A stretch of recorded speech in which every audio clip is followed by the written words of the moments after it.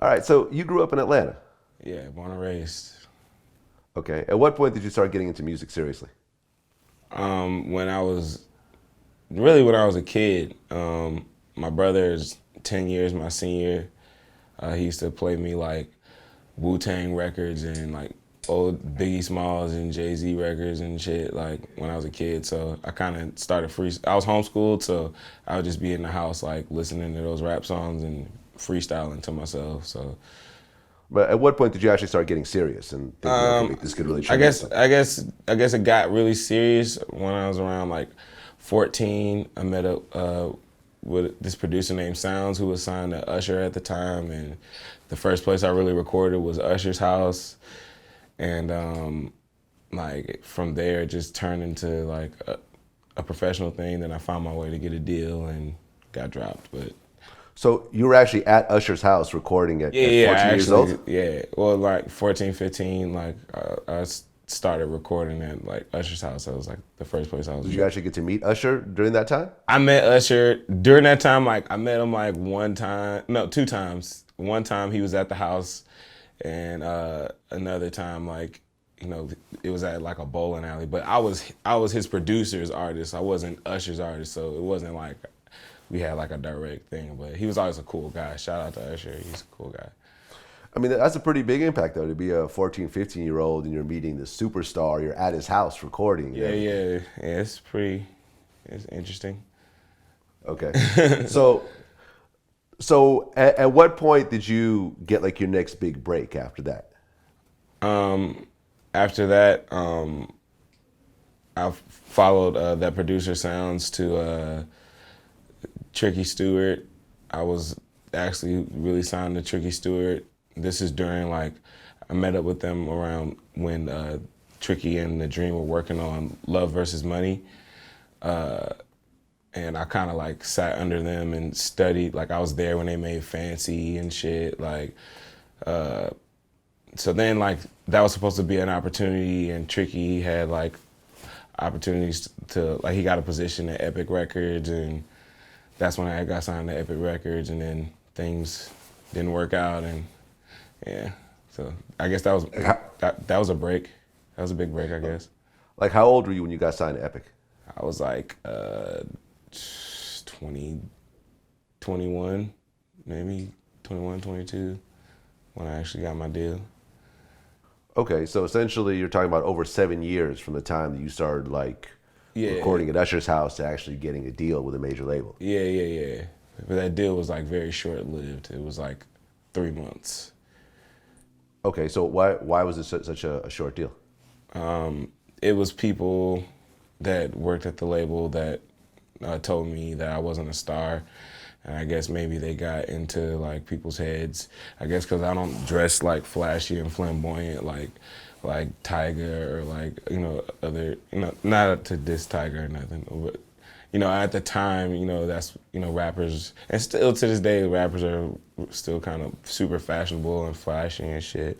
So I mean, it was just like I guess a politics thing, and people chose sides. So. Okay, like I mean, how did you feel when you got dropped from Epic?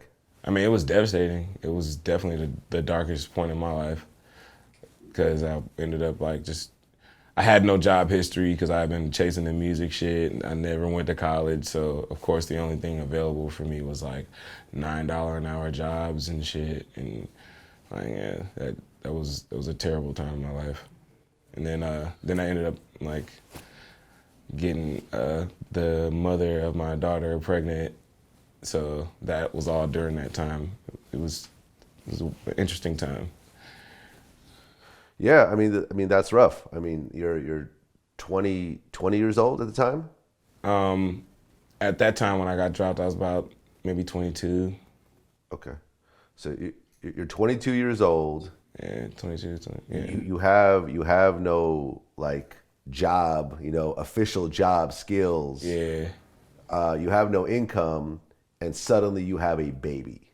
Yeah, yeah, on top of that, yeah. Like, but I mean, everything kind of worked out.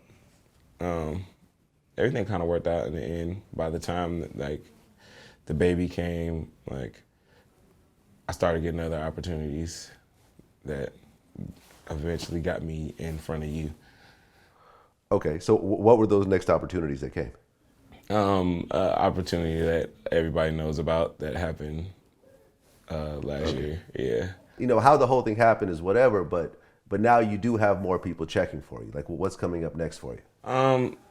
Just definitely doing more shows, trying to touch road, you know what I'm saying? Trying to do, you know, I'm a real like kind of low key type of person, so this is a year where I gotta kind of get out there a little more.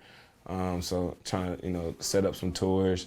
I got a new Wedding Crashers project dropping this summer, and then my solo project. I generally like to drop like end of the year, like when it's cold outside. So like fall, summer, it kind of gives me the whole year to like go through things and process things, and then like put like a body of work together. So my next project, Falco, that'll be fall, winter. Yeah.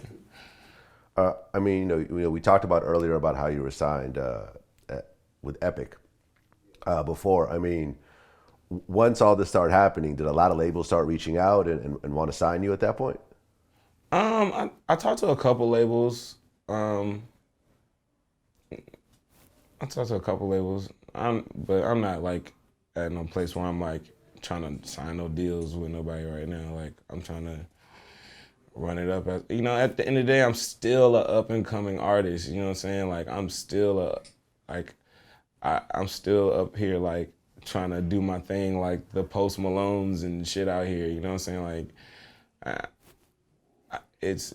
I'm in an interesting position, but I'm still an up and coming artist. I still gotta pay my dues, and I want to pay my dues. You know what I'm saying? Like, so that's pretty much what I'm doing out here, man. Just paying my dues, laying my groundwork. So you know, maybe one day I can get to that position, you know, of the elite. You know, because that's my ultimate goal. I want to be one of those elite artists, one of those people that you know, at the end of it, you say, man, he shifted the culture. He brought something to hip hop. You know what I'm saying? Like God bless the dead, rest in peace, Phife Dawg. You know what I'm saying? Like that man like made a mark in the culture. You know, like, and it's forever. You know, you forever. The Tribe Called Quest is imprinted in hip hop. You know, like something like that. Like I want to do something like that, and it doesn't matter. It doesn't have to be bigger than anybody. You know what I'm saying? I just want it to be in my own way. You know, I just want to leave my mark in hip hop. You know.